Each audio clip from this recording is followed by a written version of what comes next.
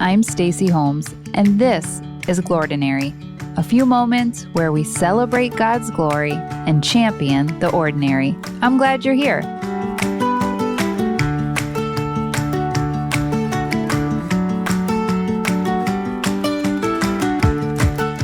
If you ever find yourself in an emergency situation, or just your average Wednesday, invite me, or at least invite my purse. At no time am I without multiple protein bars, nuts, or some form of turkey jerky. My husband John mercilessly teases me about my protein pops. Yes, it's a frequent question in our home. Do you just need a little pop of protein? Hey, you'd be amazed at what some turkey jerky or a chocolate peanut butter protein bar can solve. Tired? Protein pop. Cranky? Protein pop. Happy? Celebratory protein pop. You're welcome. And as we prepare to turn the page of yet another season, I know my soul needs a pop of protein. You too? We're in the home stretch. We're almost there, almost through the mayhem of Maycember, when the month of May masquerades as December. Pretty soon, the activities will die down, the homework and finals finalize, the seasons swap out, the performances putter out, and the commencements commence into brand new opportunities. Goodbye concerts, weddings, showers, and extra Hallmark holidays. Hello, summer. We're almost there. Almost. All that's left to do is finish, and finish well. Sure, no problem. Ugh, I need a pop of protein. Which is where my buddy Haggai comes in, or some scholars say Haggai, but we're going with Haggai.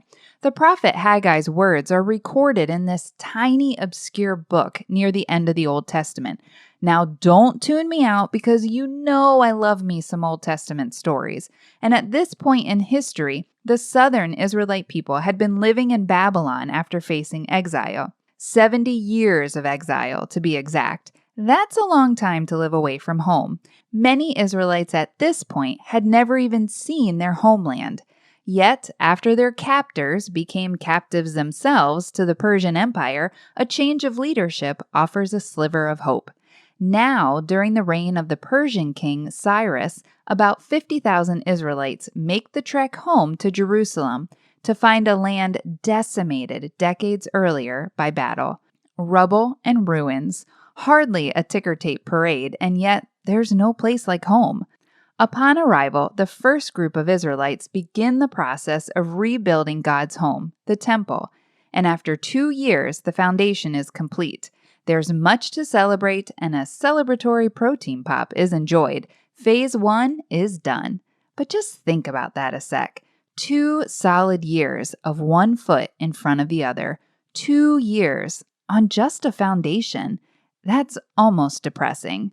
Yet before the foundation could even begin, the debris and rubble required its own haul-away service. And shoot, if I can't relate to that. Things I'm hoping to build in my own life, new habits, new foundations, new opportunities, but there's a lot of rubble and debris in need of haul-away service in me too. Ugh.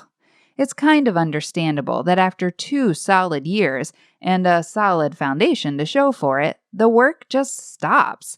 The people putter out, the neighbors begin to complain, real threats are stacking against the Israelites. Exhausted, weary, and threatened on every side, lacking focus and drive.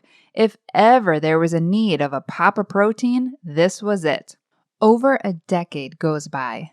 Over a decade, friend. I mean, can't you kind of relate to that? Maybe it's hopes and dreams dormant in you. Maybe it's some schooling that's taking longer than anticipated. Prayers that seem to go unanswered year after year after year. Cue Haggai, the prophet. Haggai takes one step forward and says, "Remember, you're not alone in this. I'm praying for you, friend." Okay, well, not really those words per se, or even those words at all, but he does encourage his friends, family, and fellow countrymen to keep going, keep building. You're almost there, one foot in front of the other. And over 16 years after the completion of the foundation, the people begin building again. Everyday, ordinary work, one foot in front of the other. A long obedience in the same direction, as the late pastor Eugene Peterson would say. Listen to Haggai 1:13-15. It says this, "Then Haggai, the Lord's messenger, gave this message of the Lord to the people. I am with you, declares the Lord." Psst, you're not alone in this. "So the Lord stirred up the spirit of Zerubbabel, son of Shealtiel, governor of Judah, and the spirit of Joshua, son of Jehozadak, the high priest, and the spirit of the whole remnant of the people. They came and began to work on the house of the Lord Almighty, their God, on the 24th day of the 6th month in the 2nd year of King Darius, also known as September 21st, 520 BC, but their way's a little more flowery. I am with you, declares the Lord. So the Lord stirred up the spirit, Haggai says. That word for stirred up in the Hebrew means to wake, to lift up, to open the eyes. It means to protein pop, friend, to give the spirit a pop of protein for energy, strength, encouragement, renewal, and clarity. Want to know what I love about this verse, though? The Lord stirred up the spirit. The Lord opened their eyes, wakened their souls to lift up, to get up and get on and keep on. The Lord did that because in and of ourselves, we just don't have the stamina.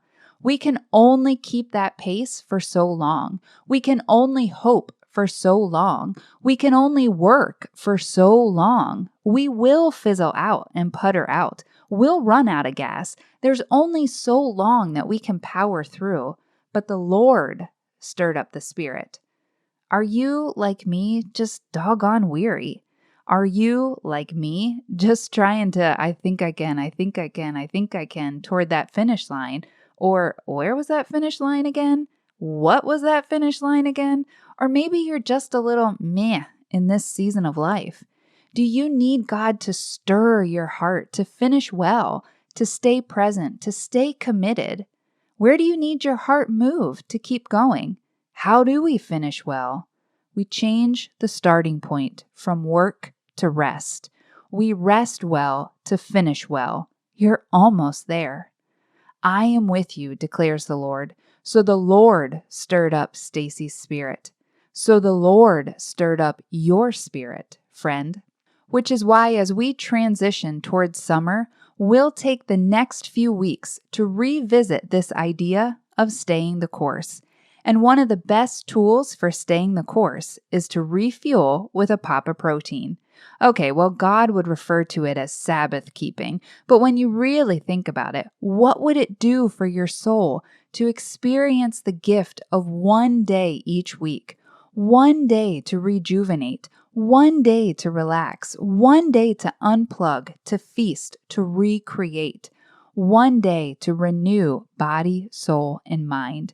Had the people committed to Sabbath keeping, to a protein pop for the soul, so to speak, would the temple have taken 22 years to complete?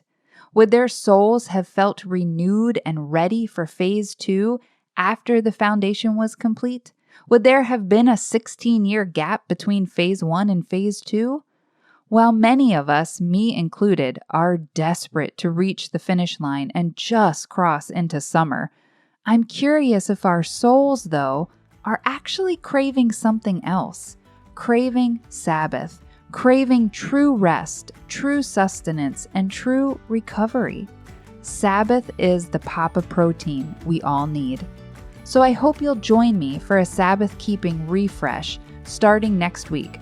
All month we'll allow our souls to reawaken, to renew, to be stirred up, as Haggai would say. We'll linger again over our Summer of Sabbath series, together, all month long. Sign me up, baby. And by all means, if you need a pop of protein, let me grab my purse. I've got mint, chocolate peanut butter, or cookie dough. What sounds good?